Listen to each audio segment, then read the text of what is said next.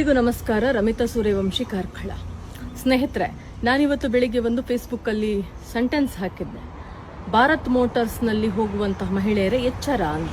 ಆಗ ನನಗೆ ಪರ್ಸನಲಿ ತುಂಬ ಕಾಲ್ ಬಂತು. ಇದು ಮುಸ್ಲಿಂನವರದ್ದು ಅಂತ ಹೇಳಿ ಕೂಡ ನಾನು ಮೆನ್ಷನ್ ಮಾಡಿದೆ. ಇದು ಮುಸ್ಲಿಂನವರದ್ದಲ್ಲ, ಹಿಂದೂಗಳದ್ದು ಅಂತ. ಅದರ ಬಗ್ಗೆ ಕ್ಲಾರಿಫಿಕೇಶನ್ ಮತ್ತೆ ಭಾರತ್ ಮೋಟಾರ್ಸ್ನ ಬಗ್ಗೆ ಆಗಿರುವಂತಹ ಅನ್ಯಾಯದ ಬಗ್ಗೆ ನಾನು ಇವತ್ತು ಮಾತಾಡುವ ಅಂತ ಹೇಳಿದ್ದೇನೆ. ನೀವು ಗೂಗಲಲ್ಲಿ ಸರ್ಚ್ ಮಾಡಿ, Bharat auto cars private limited ಅಂತ ಇದೆ, ಮಾರುತಿ ಸುಜುಕಿ, ಅದು ಹಿಂದೂಗಳದ್ದು. ಭಾರತ್ ಮೋಟಾರ್ಸ್ ಅಂತ ಹೇಳಿ ಬಸ್ ಇದೆ ನೋಡಿ, ಅದು ಮುಸ್ಲಿಂನವರದ್ದು. ಅದನ್ನು ನಡೆಸ್ತಾ ಇರುವಂತವರು ರಶೀದ್ ಅಂತ. ನಮ್ಮ ಹಿಂದೂಗಳದ್ದು ಒಂದು ತಪ್ಪು ಏನು ಹೇಳಿದ್ರೆ, ನಾವು ಹೆಸರು ನೋಡಿದ ತಕ್ಷಣ ಇಲ್ಲ ಇದು ಹಿಂದೂಗಳದ್ದು ಅಂತ ಹೇಳುವ ಭಾವನೆಗೆ ಬರ್ತೇವೆ. ಅದೆಲ್ಲ ಸ್ನೇಹಿತರೆ, ಮುಸ್ಲಿಂನವರು ಹಿಂದೂಗಳ ಹೆಸರಲ್ಲಿ ಈ ತರ ಸಂಸ್ಥೆಗಳನ್ನು ಮಾಡಿ ಮೋಸ ಮಾಡ್ತಾ ಇರೋದನ್ನು ನಾವು ಇವತ್ತು ಗಮನ ಇಟ್ಟುಕೊಂಡು ನೋಡಬೇಕು. ನಾನು ಈ ವಿಡಿಯೋಗಳನ್ನು ಯಾಕೆ ಮಾಡ್ತಾ ಇದ್ದೇನೆ ಹೇಳಿದ್ರೆ, ನಮ್ಮ ಜನರಿಗೆ ಆಗಿರುವಂತ ಅನ್ಯಾಯಗಳನ್ನು ಎಷ್ಟು ಹೇಳಿದ್ರೂ ಮನವರಿಕೆ ಆಗುದಿಲ್ಲ, ಸ್ವತಃ ಅನುಭವ ಆಗಬೇಕಲ್ಲ. ನಾನು ಕೂಡ ಭಾರತ್ ಮೋಟಾರ್ಸ್ ಹಿಂದೂಗಳದ್ದಂತಾನೆ ಬಸ್ ಅನ್ನು ಬುಕ್ ಮಾಡಿರ್ತೇನೆ. ಬ್ಯಾಂಗ್ಳೂರಿಂದ ಪುತ್ತೂರಿಗೆ ಅಂತ ಹೇಳಿ ಬಸ್ ಬುಕ್ ಆಗಿರ್ತದೆ.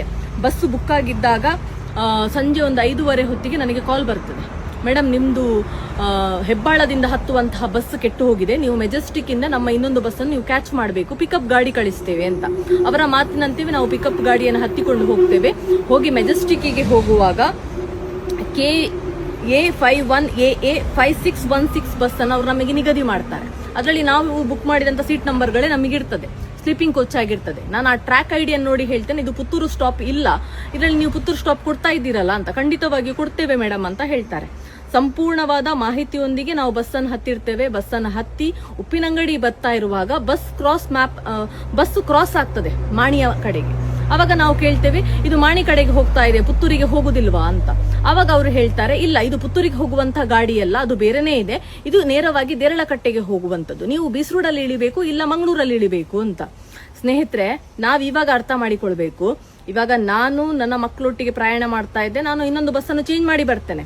ಅದೇ ಸ್ಥಾನದಲ್ಲಿ ಯಾರಾದ್ರೂ ವೃದ್ಧರಿದ್ರೆ ಅಥವಾ ಕಾಲೇಜಿಗೆ ಹೋಗಿರುವಂತಹ ಹೆಣ್ಣು ಮಕ್ಕಳಿದ್ರೆ ಏನಾಗ್ತಿತ್ತು? ಇವತ್ತು ಎಷ್ಟೋ ಮಹಿಳೆಯರ ಕಿಡ್ನಾಪ್ ಕೇಸ್ಗಳನ್ನು ನಾವು ನೋಡ್ತಾ ಇದ್ದೇವೆ. ಅಪ್ರಾಪ್ತ ಮಕ್ಕಳು ಇವತ್ತು ಕಾಣೆಯಾಗ್ತಾ ಇರುವಂತದ್ದನ್ನು ಕೇಳ್ತಾ ಇದ್ದೇವೆ. ಇದರ ಹಿಂದೆ ಒಂದು ಜಾಲನೆ ಇರಬಹುದು ಅಂತ ಹೇಳುವಂತದನ್ನು ನಾವು ಊಹಿಸಿಕೊಳ್ಬೇಕಲ್ಲ.